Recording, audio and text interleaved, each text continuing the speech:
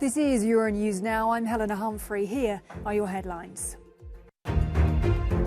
Another intense heatwave parches Europe, with rivers running dry in the continent's worst ever drought. The UN nuclear watchdog warns of a grave hour as the Zaporizhzhia nuclear power plant in Ukraine is shelled again, prompting further fears of a disaster.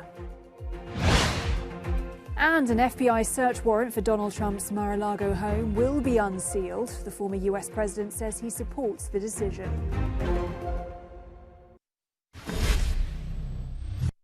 Firefighting teams and equipment from 6 EU nations began arriving in France on Thursday to help battle a spate of wildfires, including a fierce blaze in the parched southwest that has forced thousands to evacuate. Most of the country is sweltering under a summer heatwave, compounded by a record drought, conditions most experts say will occur more often as a result of rapid climate change. Up to 1,500 firefighters have been battling fires in the Serra da Estrela Nature Park in central Portugal. The fires have already destroyed 10,000 hectares of vegetation in the UNESCO-listed zone.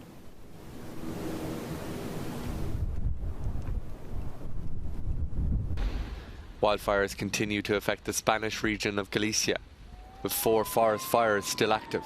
The blazes come just barely a month after the region suffered one of the worst waves of fires in its history. Wildfires in Galicia have already burned more than 22,000 hectares since the beginning of the summer. Drought continues to affect many areas across Europe. The EU's Drought Observatory says up to 47% of EU territory is under a drought warning and 17% is on alert. The UK is also feeling the heat. Drought is set to be declared for England's southwest as sweltering temperatures hits large parts of the country. Firefighters were in action to put out a blaze in Canvey Island in Essex. The UK's weather agency issued an amber extreme heat warning on Thursday through to the end of the weekend.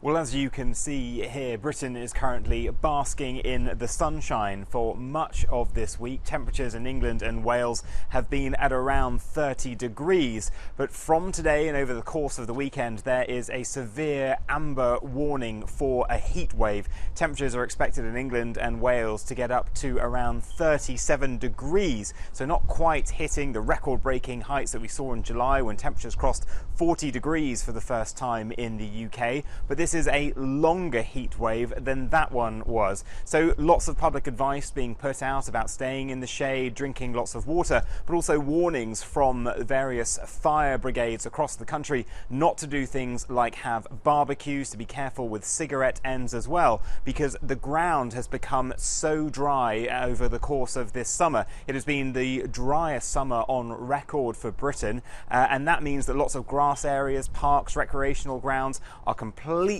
dry and very likely to catch fire very easily. Now, this also means that lots of Britain's reservoirs have run dry, and in various parts of the country now there are hosepipe bans being put in place and other restrictions, particularly on commercial operators as well, as to how much water they can use in order to try to preserve stocks. And the latest that we understand region of the UK to be put on this drought warning with these restrictions coming in is the southwest at some point today. So the forecast at the moment, no rain until the end of this month, and I think we're likely to see more and more parts of England and Wales hitting a drought, which means that those restrictions, well, there isn't an end in sight yet. It looks like some water companies are saying they won't be able to lift things like the hosepipe bans until at some point in the autumn, like October or even November.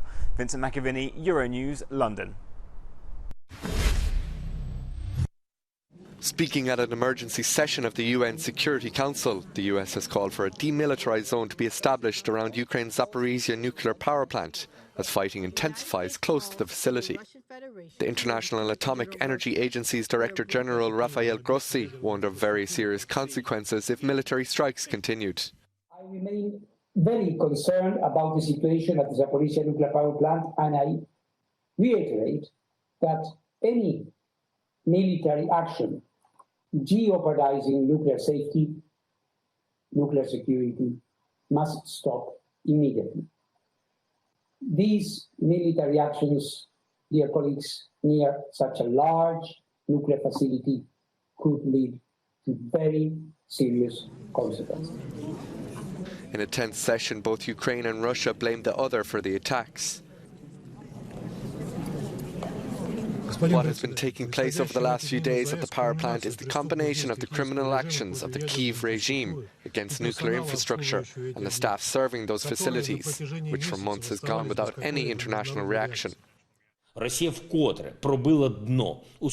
once again broke through the bottom of the world terrorism history. No one else so evidently used a nuclear plant to threaten the whole world and put forward some terms. And everyone in the world should react immediately to expel the occupiers from the territory of Zaporizhzhia nuclear power plant. Operators of the plant say up to 5 missile strikes were recorded in close proximity to the sprawling site in the last number of days. Russia are also accused of firing missiles from areas around the plant, in the knowledge that a counterstrike by Ukraine would be risky.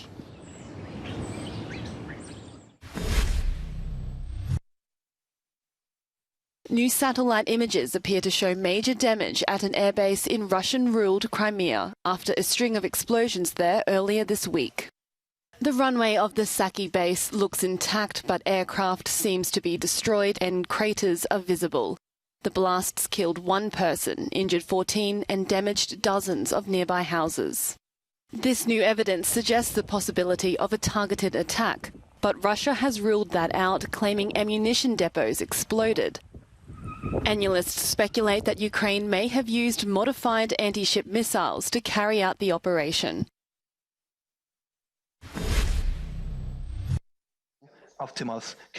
Western countries are once again digging deep into their pockets to help Ukraine in its war against Russia.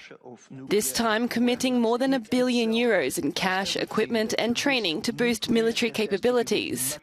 Ministers met in Copenhagen, joined virtually by Ukraine's leader, who has accused Moscow of inflicting nuclear terror on Europe. In total, participants today have committed more than €1.5 billion to the table for Ukraine.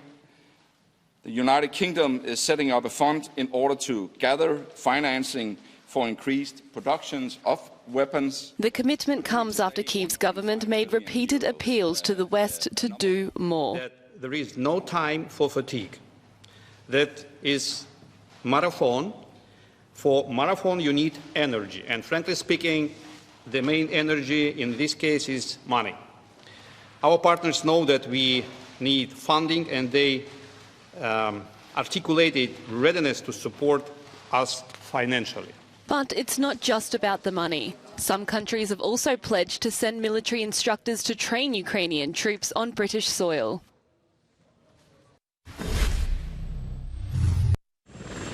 Former U.S. President Donald Trump says that he will not oppose attempts to unseal the warrant behind Monday's search of his Florida estate.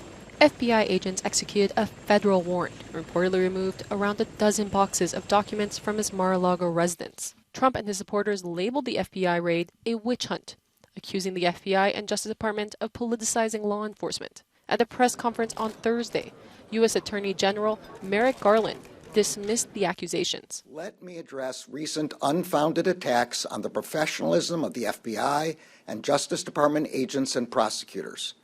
I will not stand by silently when their integrity is unfairly attacked.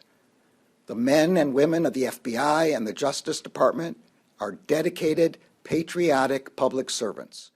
The Justice Department has not disclosed the reason behind the raid, but is believed to be part of an investigation into Trump's treatment of official documents after he left office. According to the Washington Post, some of the documents the FBI was searching for included highly sensitive papers related to nuclear weapons. If a federal court unseals the warrant, it would provide more detailed information about the raid.